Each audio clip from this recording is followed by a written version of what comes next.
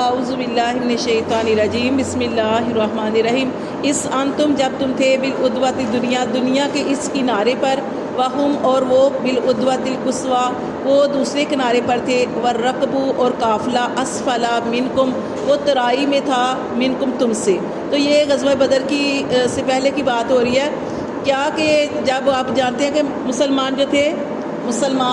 وہ جو تھا تجارتی قافلے کے پیچھے گئے تھے ابو سفیان کے۔ اب ابو سفیان جو تھا وہ تو نکل گیا لیکن اس سے پیغام بھیج دیا تھا مکہ کی طرف کہ ایسے لوگ جو ہیں میرے پیچھے آ رہے ہیں، نبی پاک صلی اللہ علیہ وسلم اور صحابہ کرام میرے پیچھے آ رہے ہیں، پیچھا کر رہے ہیں۔ تو وہ وہاں سے مکہ سے جو تھا وہ ابو جہل اپنے ساتھ 1000 کا لشکر لے کے وہاں سے نکل کھڑا ہوا تھا، اور ادھر سے مسلمان جو تھے انہوں نے دیکھا کہ ابو سفیان نکل گیا، تجارتی قافلہ ہاتھ نہیں لگا، تو وہ جو تھے وہ بھی جو تھے پھر اب یہ لڑائی کے لیے وہاں پہ غزوہ بدر کے مقام پر پہنچ گئے۔ تو یہاں پہ جو بتایا جا رہا ہے یہ ہے اس انتم بالعدوۃ دنیا، جب تم دنیا کے اس کنارے پہ تھے، یعنی مسلمان جو تھے پہنچے تھے ایسی جگہ پہ کہ جہاں پہ اونچائی تھی اور ریتلی زمین تھی، وہاں پہ پہنچے تھے جو مدینہ کے قریب تھا۔ وہم بالعدوۃ القصویٰ اور وہ کافر جو تھے وہ دوسرے کنارے پہ تھے جو مدینہ سے تھوڑا دور تھا۔ والرکب اسفل منکم اور جو قافلہ تھا، قافلہ کون سا؟ وہ جو ابو سفیان کا تجارتی قافلہ تھا وہ ترائی میں تھا، منکم تم میں سے۔ ولو طواعتم اللہ تعالیٰ فرماتے ہیں یہ غزوہ اچانک ہوا۔ اللہ فرماتے ہیں اگر یہ غزوہ اچانک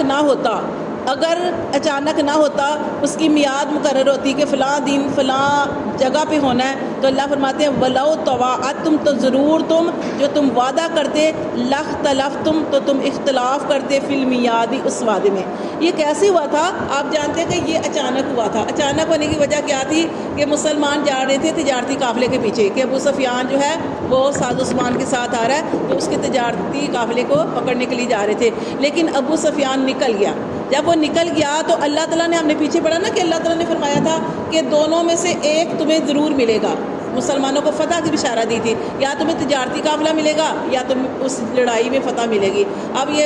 جو تھے تجارتی قافلہ تو آگے نکل گیا۔ اب ہوا کیا کہ مسلمانوں کو نبی پاک صلی اللہ علیہ وسلم نے فرمایا اب یہ قافلہ نکل گیا ہے، اور اب یہ جو کافر لوگ ہیں، یہ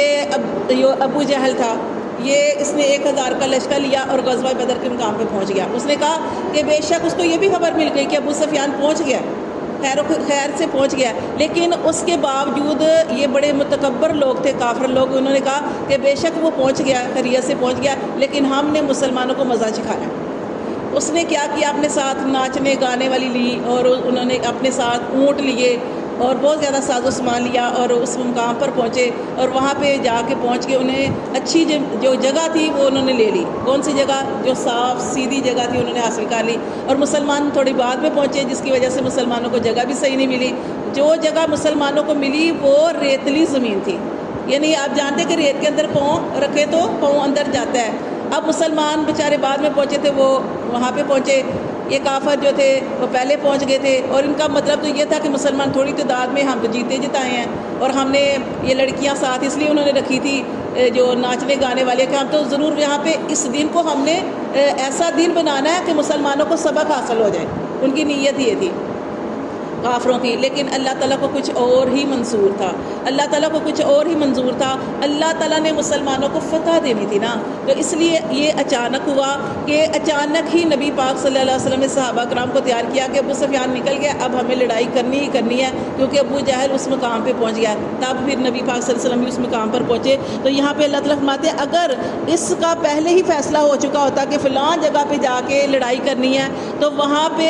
نہ تو تم پہنچتے اور نہ ہی کافر پہنچتے۔ مسلمان کیوں نہ پہنچتے؟ مسلمان اس لیے نہ پہنچتے کہ کافروں کی تعداد زیادہ ہے،